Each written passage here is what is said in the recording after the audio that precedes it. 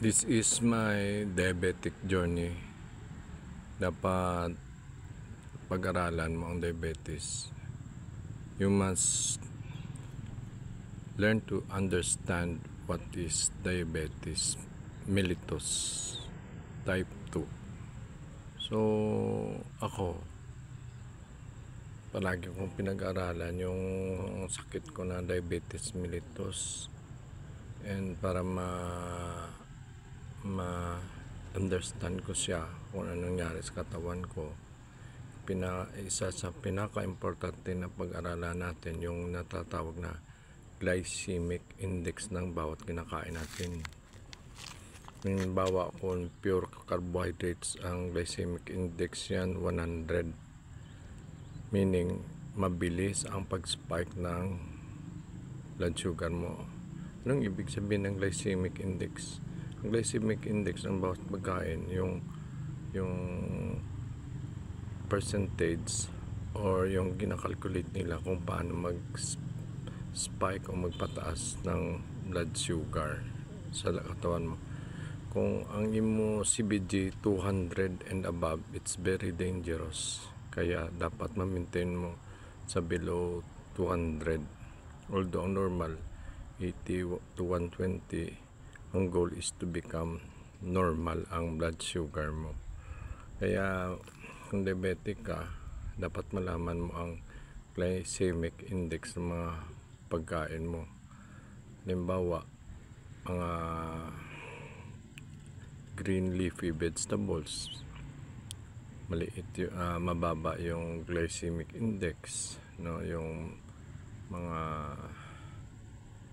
ibang pagkain. Kaya yung ginagawa ko, ginatingnan ko sa Google kung kamusta ang pagkain ko. Halimbawa, tinitingnan ko citrus, bananas, grapes, rice, ganon.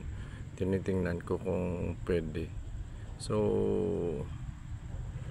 sa tingin ko, kahit ano pwede makain natin, basta maliit lang, mag-ingat lang. Kasi halimbawa rice, kung gusto mo kainin mataas ang glycemic index, tataas agad yung blood sugar mo. So ang mga oat, low na siya ang glycemic index. So ang glycemic index ng mga pagkain gina-divide into 3. Kung above 70 and above, high glycemic index. Kung 55 to 69, medium. Below 55, low glycemic index. Kaya yung sa akin, pag low glycemic index, alam ko safe ako pag kumain. Pero siyempre kailangan may glucometer ka, na pagkain mo ng mga kinakain mo, tingnan mo ang response sa katawan mo, kasi individualize ang response sa bawat pagkain mo. Kaya dapat may glucometer kayo, maraming mura na glucometer, and dapat may available na strips, glucometer strips pag maubusan ka. So dapat kung gusto mo gumaling, you must understand the glycemic index. At may mga dietitian naman dyan, mga professional dietitian na magtuturo sa iyo. Pero kailangan, hindi naman lahat ng dietitian siguro master niya ang diabetes, kaya select kada sang maganda na magtuturo.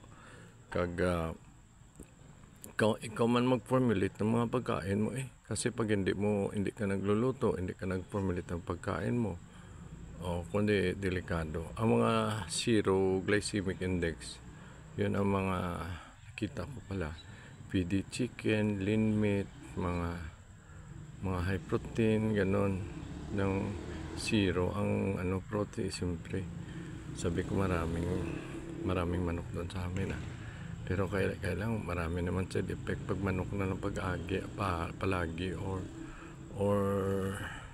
karne.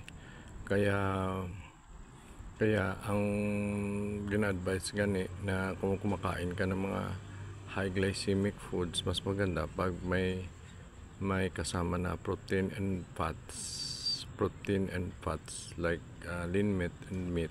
mga meat and chicken, turkey, may kasama para na ma-delay ang absorption. So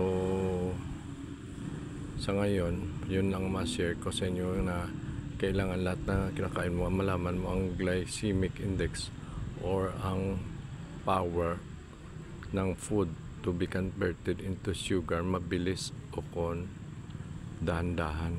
Kasi pag mabilis, delikado ang katawan natin. Pag low, at least ma-safe tayo. At may mga vegetables na high in glycemic index, like sweet corn, potatoes, sweet potatoes, i-review lang ninyo kasi sa tingin ko may mga high glycemic index. Minsan pwede rin makakain kasi medyo basta maliit lang, pero kamo na lang mag-research kung ano mga vegetables nga high in glycemic index, tapos pag-ingatan. Akala ko potatoes and sweet potatoes medium pero sa tingin ko na parang high, kaya tingnan nyo lang kung ano. Tapos kung rice ang gusto nyo, may mga processing ginapalower, may mga types of cooking, style of cooking nga mapalower niya ang glycemic index. Pero at least pag-aralan nyo lang muna ang glycemic index, because it can help a lot sa pag-choose ng pagkain mo. So dapat kung diabetic ka, be choosy ka hindi kailangan na you make yourself always happy. Basta sometimes you should become tough. Siga ka ba na sabihin mo? Bawal yan. Kasi pag hindi ka siga, or you're just always happy sa mga pagkain, hindi ka gagaling. Kailangan mindset, guro palitan lang, siga ka lang sa sarili. Hindi pwede na you have to please yourself all the time. Kailangan medyo discipline man at alamin ang pwede at hindi. Pero minsan may cheat day rin tayo Kaya dito ako ngayon nag-walking ako sa plaza kasi masarap naman kinain ko pero kunti naman lang. Pero alam ko hindi mag-spike, pero kailangan mag-walking gid ako kasi everyday kung pwede. Kasi ang walking is like insulin,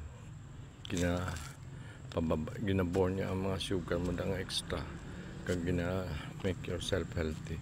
Sige, if you like to my video, share it with your friends, tapos subscribe to my channel,